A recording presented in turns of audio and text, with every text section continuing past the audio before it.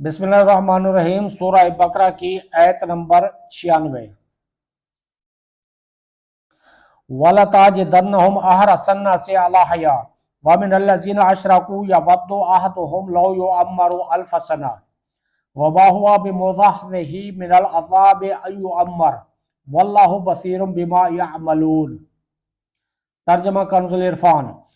اور بے شک تم ضرور انہیں پاؤ گے کہ سب لوگوں سے زیادہ جینے کی ہوس رکھتے ہیں، اور مشرکوں میں سے ایک گروہ تمنا کرتا ہے کہ کاش اسے 1000 سال کی زندگی دے دی جائے، حالانکہ اتنی عمر کا دیا جانا بھی اسے عذاب سے دور نہ کر سکے گا، اور اللہ ان کے تمام اعمال کو خوب دیکھ رہا ہے۔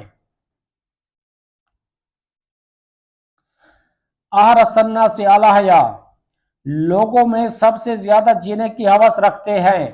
مشرکین کا ایک گروہ مجوسی ہے، آپس میں سلام کے موقع پر کہتے ہیں زہ 1000 سال یعنی 1000 برس جیو۔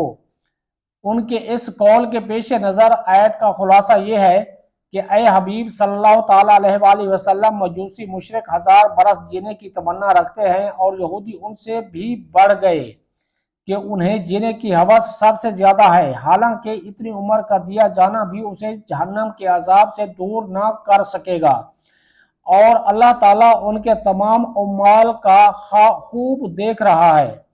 اور اللہ تعالیٰ ان کے تمام اعمال کو خوب دیکھ رہا ہے، اور ان کا کوئی حال اللہ سے چھپا ہوا نہیں۔ دنیاوی زندگی کے حریص کون؟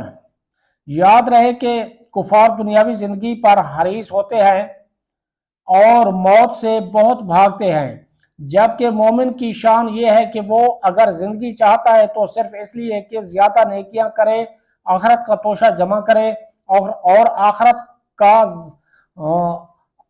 آخرت کا زاد راہ جمع کرنے کے لیے زندگی چاہنا اچھا ہے، کہ یہ زندگی کی ہوس نہیں بلکہ آخرت کی تیاری ہے۔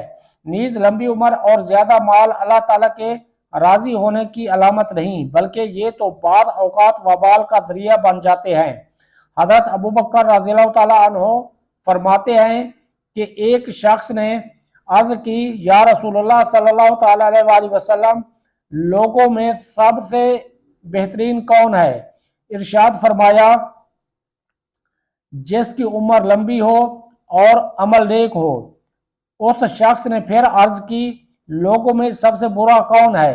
ارشاد فرمایا جس کی عمر لمبی ہو اور عمل برا ہو۔